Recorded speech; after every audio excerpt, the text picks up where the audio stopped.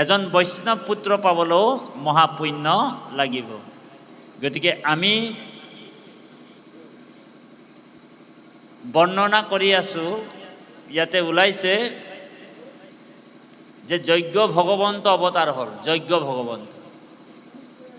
তাহাক কহিব আবে কৰিও বিস্তৰ, বিদুৰৰ মৈত্ৰয়ৰ সংবাদ শোভন, একচিতে শুনি উক সবাহত গণ। মৈত্ৰয় বদতি শুনা বিদুৰ সুমতি, বিদুৰক কৈ আছে মৈত্ৰয় ঋষিয়ে, ছায়াম্ভুৱ মনুবংশ কহিব সম্পত্তি, শতৰূপা নামে তান ভাজ্যা সুচৰিত্ৰা। শতৰূপাৰ পত্নী কোন আছিল? সুচৰিত্ৰা, যাৰ চৰিত্ৰটো সু আছিল, কু নহয়। বোলে কুচৰিত্ৰ বুলি কয় যে, সেই কুচৰিত্ৰ নহয়, সুচৰিত্ৰ। তাতে মনু তিনি গুটি জন্মাইলা দুহিতা। এই স্বয়ম্ভু মনু তিনি গুটি দুহিতা। এই দুহিতা শব্দৰ অৰ্থটো জানেনে? দুহিতা মানে দুটা কুলৰ হিত কৰিব। দুহিতা মানে বুজি পাইছেনে? নিজৰ ছোৱালীজনীক দুহিতা বুলি কোৱা হয়, হয়নে? দুহিতা মানে কি? বোলে দুটা কুলৰ হিত কৰে। নিজৰ ছোৱালীজনী যদি আপুনি ভগৱানৰ ভক্তি কৰিবলৈ সংস্কাৰ দিছে, তেনেহ'লে সেই কইনাজনীয়ে দুটা কুলৰ হিত কৰিব। বোলে নিজৰ কুলটোৰো হিত কৰিব, আৰু যলৈ বিয়া হৈ যাব সেই কুলটোকো উদ্ধাৰ কৰিব, হিত কৰিব, হয়নে? সেইকাৰণে দুহিতা। কি কি নাম আছিল? আকুতি, দেৱহূতি আৰু প্ৰসূতি। আৰু দুই পুত্ৰ ভৈল পৰম সুন্দৰ, দুজন পুত্ৰ জন্ম দিলে। কি কি? আকুতি ঋষি প্ৰজাপতি দিলন্ত, পাছে মনু ঋষিক বুলিলা হেন বাক, আন গৰ্ভে পুত্ৰ ভৈল দিবাহা আমাক, হেন শুনি প্ৰজাপতি স্বীকাৰ কৰিছা, আকুতি লয়া নিজ গৃহ চলিলক, পৰম তেজস্বী ঋষি বিষ্ণুপৰায়ণ। ঋষি নামৰ পুত্ৰ এজন জন্ম দিছে। গতিকে ইয়ালৈকে আমাক এতিয়া বংশৰ কথাবিলাক ক'লে। এতিয়া দুলৰী চন্দত কৈছে, অত্ৰিৰ তনয়, অত্ৰিৰ গৃহত তিনিজন দেৱতা আহিছে, ব্ৰহ্মা, বিষ্ণু আৰু মহেশ্বৰ। গতিকে ইয়ালৈকে পাঠৰ আলোচনা হৈছে, আৰু অকণমান পাঠভাগী আগবঢ়াই নিবলৈ ভক্তিপূৰ্ণ সেৱা জনোৱা হৈছে। কৃষ্ণ কীৰ্তন। আৰু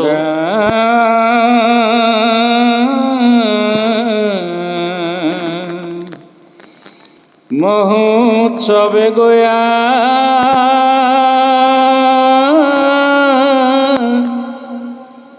আশ্ৰমক পায়া, সবে স্থান ভৈলা,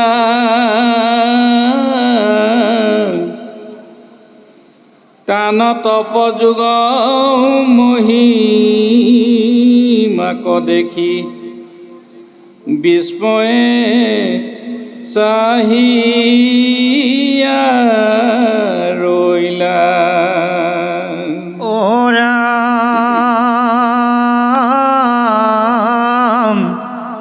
এক পাৱে তপ কৰিয়াই আচন্ত, মেলিলা পাছে নয়ন,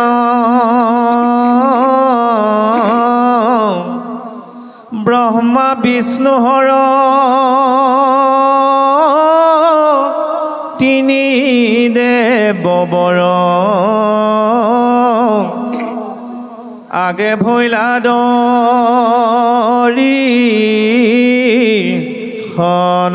কৃষ্ণ কৃষ্ণ বাপ সমস্ত।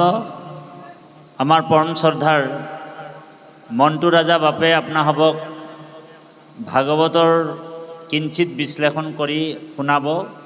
আমি প্ৰভুজনলৈ ভক্তিপূৰ্ণ সেৱা জনোৱা হৈছে। কৃষ্ণ কৃষ্ণ কৃষ্ণ। জয় গুৰু শংকৰ।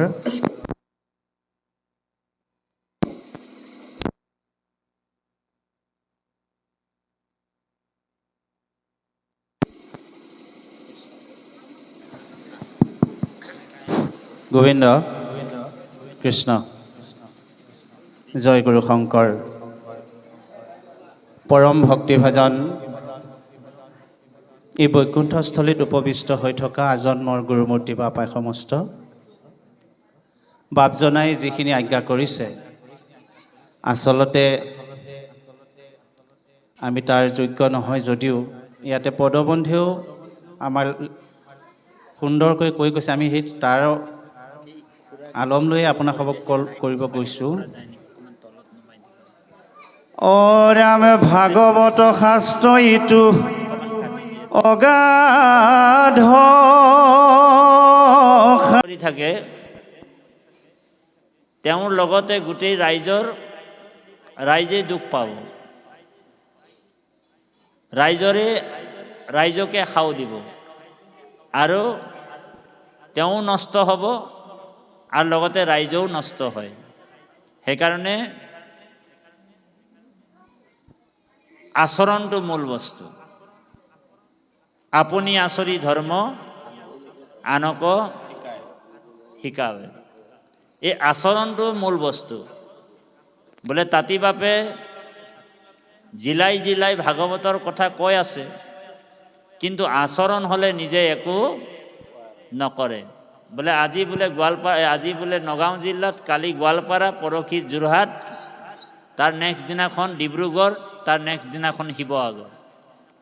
তাঁতি বাপে কিন্তু জিলাই জিলাই ভাগৱতৰ কথা কৈ থাকে, কিন্তু আচৰণ হ'লে নিজেই একো নকৰে। বোলে কি কৰে, যেতিয়া বোলে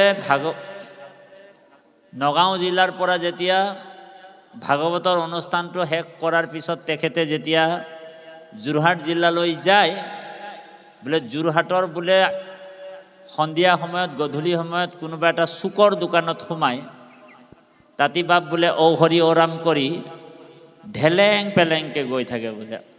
তেতিয়া তাঁতি বাপৰ কথাবিলাক ইয়াত কোৱাৰ কোনো মূল্য নাথাকিব। সেইকাৰণে মই বড় বুলি সংসাৰত ভ্ৰমি ফুৰে, আনকো দেখায়া ধৰ্ম বোলে আপুনি নাচৰে। এনেকা হ'লেও নহয়। এতিয়া বেদব্যাসে যাগ যজ্ঞ পূজা পাতলৰ কথা লিখি দিলে, কিন্তু পাপবিলাক যিমান যি আছিলে, বোলে বলি দিছে তো চব পাপ বোলে কাৰ ওচৰত আহিছে 50% বেদব্যাসৰ গালে আহি আছে। সেইকাৰণে তেওঁ পগলা নিচিনা হৈ গ'ল। সেইকাৰণে নাৰদ আহিল বদৰিকা আশ্ৰমত, আৰু নাৰদে উপদেশ দিছে যে নাৰদ বদতি শুনা মহামুনি ব্যাস, তুমিহে কৰিলা ইটো জগতক নাশ। তোমাৰ কাৰণে এই গোটেই জগতখন নাশ হৈ গুচি গ'ল। নিৰন্তৰে পশুৰ তুমি লোৱাইলাহা প্ৰাণ, নাহি মন্দ কৰ্ম আৰু ইহাৰ সমান। এনেকুৱা মন্দ কৰ্ম আৰু নাই। গতিকে তুমি এতিয়া এটা কাম কৰিব লাগিব, ভাগৱত ৰচনা কৰিব লাগিব, য'ত নেকি গোবিন্দৰ জন্ম লীলা ৰহস্যৰ গুণ গৰিমাবিলাক, চৰিত্ৰবিলাক ব্যাখ্যা কৰি, শ্ৰৱণ কৰি, কীৰ্তন কৰি অপ্ৰয়াসে বৈকুণ্ঠ পাব পাৰে, আৰু কোটি কোটি জনমৰ পাপবিলাক নাশ হয়। সেই বুলি উপদেশ দিলে। চতুৰ্শ্লোকে ভাগৱত 8টা শ্লোকত বেদব্যাসক দিছে। আৰু সেইখনেই আছিলে বদৰিকা আশ্ৰমত পৃথিৱীৰ প্ৰথম ধৰ্ম সভা। ঔ হৰি ঔ ৰাম। এতিয়া পৃথিৱীৰ প্ৰথম ধৰ্ম সভাখন ক'ত বহিছিলে বুলি ক'লে মানে আপোনাৰ উত্তৰটো কি হ'ব? বোলে বদৰিকা আশ্ৰমত। তাৰ সভাপতি কোন আছিল? বোলে দেৱঋষি নাৰদ আছিল। সেই ধৰ্মসভাত বেদব্যাসক, বেদ শব্দৰ অৰ্থ হৈছে জ্ঞান, ব্যাস মানে বিস্তাৰ কৰা, সেই বেদব্যাসৰ দ্বাৰাই ভাগৱতৰ সৃষ্টি হৈছে, ৰচনা হৈছে। আৰু এই ভাগৱত কি হয় বোলে, ইদম ভাগৱতম নামম পুৰাণম ব্ৰহ্ম সমম্বিতম। ভাগৱত কোনো গ্ৰন্থ, কিতাপ, শাস্ত্ৰ নহয়। ভাগৱত সাক্ষাৎ ব্ৰহ্মৰ স্বৰূপ বুলি কৈছে, সাক্ষাৎ ব্ৰহ্মৰ স্বৰূপ। ব্ৰহ্ম মানে ভগৱান কৃষ্ণ। আমাৰ আগফালে কোন আছে? কৃষ্ণ আছে। আৰু আমাৰ হৃদয়ত কোন আছে? কৃষ্ণ আছে। বোলে আমাৰ হৃদয়ত কেনেকৈ কৃষ্ণ আছে? গীতাত কৈছে, হে অৰ্জুন, সৰ্বস্ব চাহং হৃদয় সন্নিবিষ্ট, মই সকলোৰ হৃদয়ত আছোঁ। আপোনালোক আমি ভাবিছোঁ বোলে ভগৱান কোনোবা মন্দিৰত বহি আছে। নগাঁও জিলাৰ বোলে মৃত্যুঞ্জয় মন্দিৰটো বনাইছে ইয়াত, তাত বোলে ভগৱানটো 100% আছে, হয়নে? তাত শৰাইখন দিলেহে আমাৰ কাম আহিব।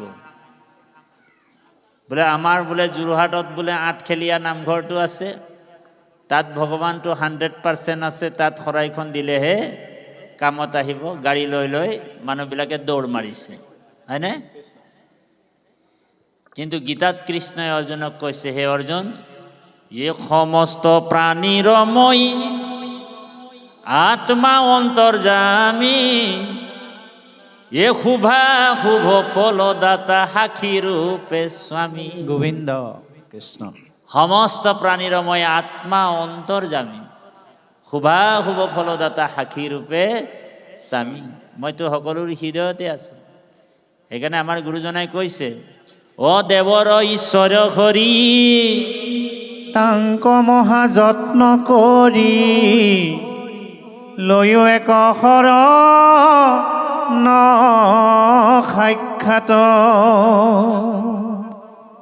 যাৰ ইচ্ছা মুখ পাইবে, নলাগে দূৰ যাইবে, আশা হৰি সবাৰো হিয়াদ। আমাৰ গুৰুজনাই আমাক হৃদয়তে ভগৱন্তক দৰ্শন দেখুৱাইছে। আপোনালোক জানে কোৰাণ শ্বৰীফ, মুছলমান ধৰ্মৰ ধৰ্মগ্ৰন্থটো কৈছে বোলে আল্লাহ জৰ্ৰে জৰ্ৰে মে হে, আল্লাহ জৰ্ৰে জৰ্ৰে মে হে, হয়নে বাৰু? আকৌ আমাৰ বেদতো কৈছে বোলে ভগৱান কণ কণ মে হে, ধূলিয়ে ধূলিয়ে আছে। তাৰপিছত খ্ৰীষ্টান ধৰ্মৰ বাইবেলত কৈছে বোলে গড ইজ এভৰিৱেৰ, হয়নে? আৰু পঞ্জাবীসকলৰ যিটো শিখ ধৰ্ম গ্ৰন্থত কৈছে বোলে বাই গুৰুদাস সব জেগা মহজুদ হে, বোলে ভগৱান সকলো জেগাত আছে বুলি কৈছে। কিন্তু হৃদয়ত আছে যে এই কথাটো কোনো ধৰ্মগ্ৰন্থই কোৱা নাই, কেৱল আমাৰ গুৰুজনাইহে ভাগৱতত কৈছে। বুজি পাইছেনে? সেইকাৰণে ভগৱানক বিচাৰি আমি বাহিৰলৈ যাব নালাগে। বোলে না মন্দিৰ মে, না মছজিদ মে, না সড়ক মে, না গুফা মে, मैं तो तेरी पास हूँ, মইতো তোৰ লগতে আছো ও হৰি ও ৰাম। হয়নে বাৰু? ভগৱান আমাৰ হৃদয়তে আছে।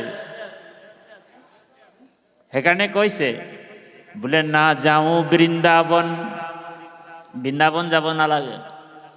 না যাওঁ বৃন্দাবন, না যাওঁ কাশী, যাহা বিছালো আসন ওহি মেৰি অবিনাশী। অবিনাশীক বিচাৰি আমি বাহিৰলৈ যাব নালাগে। কৃষ্ণ। আজি আপোনা হওক আমি অবিনাশীক ইয়াতে দৰ্শন পাম। সেইকাৰণে আমি ঈশ্বৰক বিচাৰি যাব নালাগে। আমাৰ গুৰুজনাই তথা বেদস্তুতিটো কৈছে, এই হৃদয়ত আছা তুমি, অ তোমাক নপাবে স্বামী, ভক্তি সাৰি বিষয় লোভত, কৃষ্ণ। কণ্ঠতে আছয় মণি, তাকো বিস্মৰিয়া মানি নজানি বিচাৰে বাহিৰত বান্ধৱ কৃষ্ণ সমস্ত কাষ্ঠতে অগ্নি আসন্ত বিয়াপি ঘড়ীখনে বিনেতাকো নেদেখে কদাপি কৃষ্ণ হেহি মতে আশা হৰি সবাৰু হিয়াত ভকতি বিহীন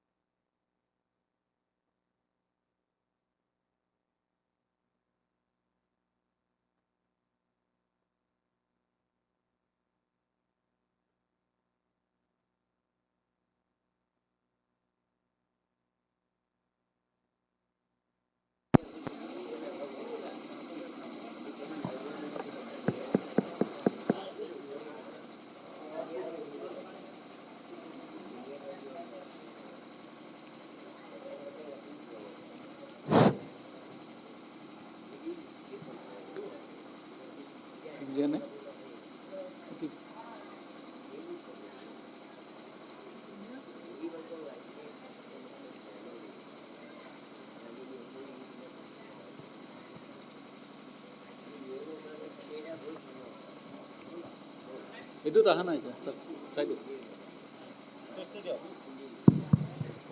কৃষ্ণ তাৰপিছতে পদবন্ধই আমাক ক'লে নমো কৃষ্ণ দেৱ মোক কৃপা কৰিওক তজু অনুগ্ৰহে আৰম্ভৰ সিদ্ধি হৌক ভাগৱত শাস্ত্ৰ ইটো অঘাত সাগৰ অল্পমতি হোৱা আশা কৰিছোঁ ডাঙৰ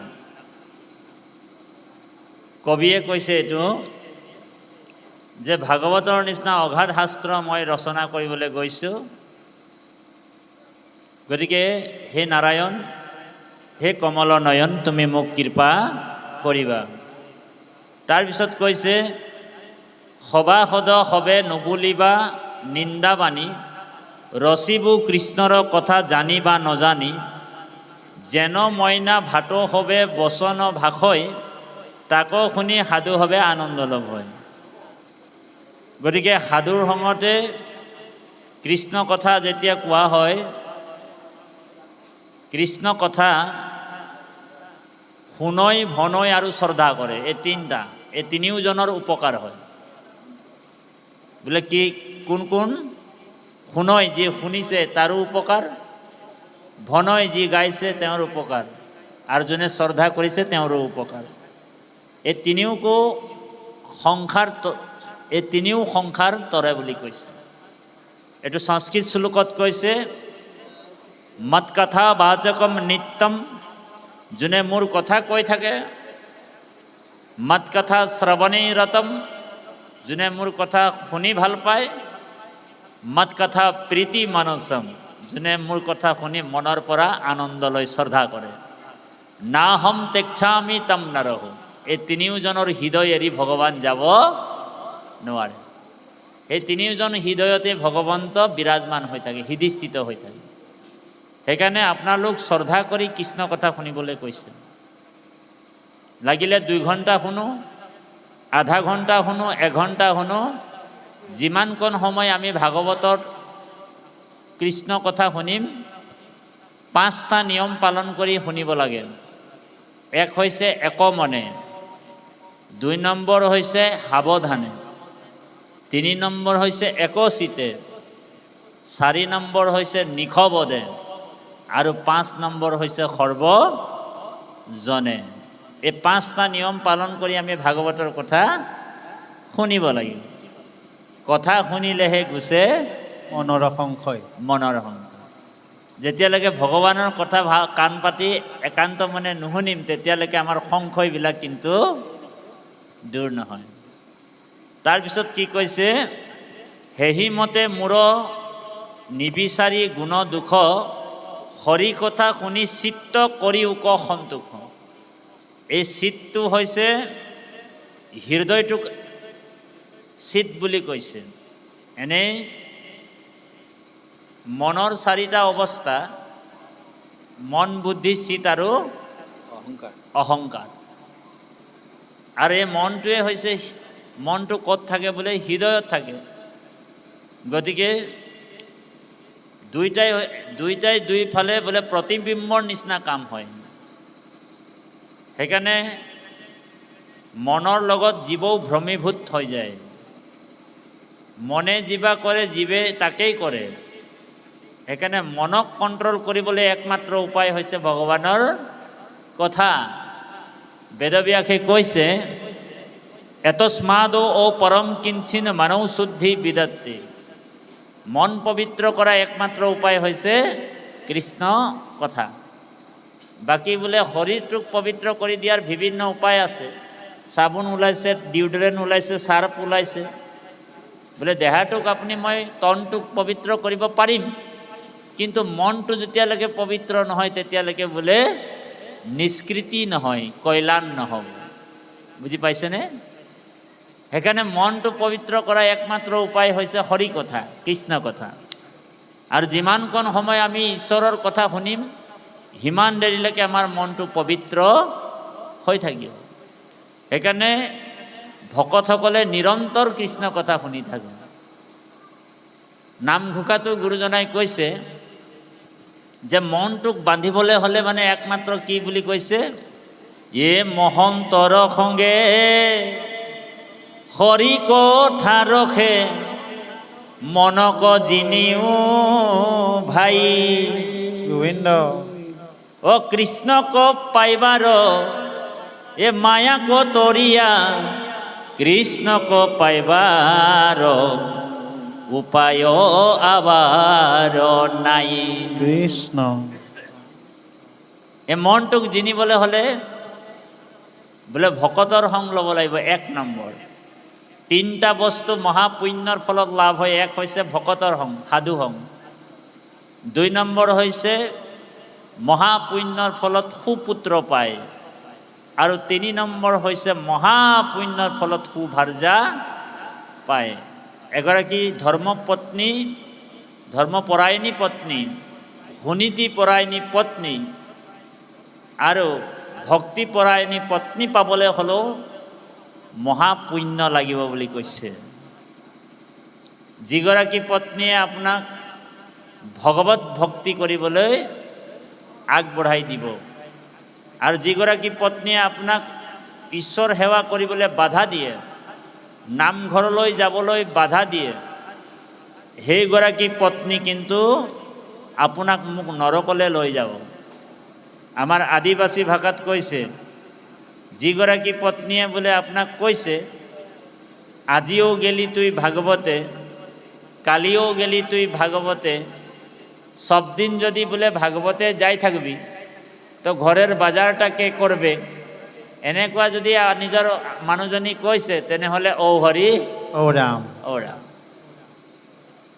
আজিকালি আইসকলক যেতিয়া নামঘৰলৈ লগ ধৰোঁ, তেতিয়া কি কয় জানেনে? বোলে আপুনিয়ে নামঘৰলৈ যাওক, বোলে মোৰ বোলে আঁঠু বিষ, ভৰি বিষ, কঁকাল বিষ হৈছে। হয়নে বাৰু? কিন্তু আইগৰাকীক ক'বচোন, বোলে ব'লা শ্বপিঙলৈ যাওঁ, তেতিয়া বোলে 2 মহল বিল্ডিং খোজকাঢ়িয়ে উঠি যাব। হয়নে? এইটো অৱস্থা আমাৰ হৈ আছে। কিন্তু ভক্তি কৰিবৰ হ'লে আঁঠু বিষ, ভৰি বিষ, কঁকাল বিষ হয়। গতিকে কৃপালু বাপাই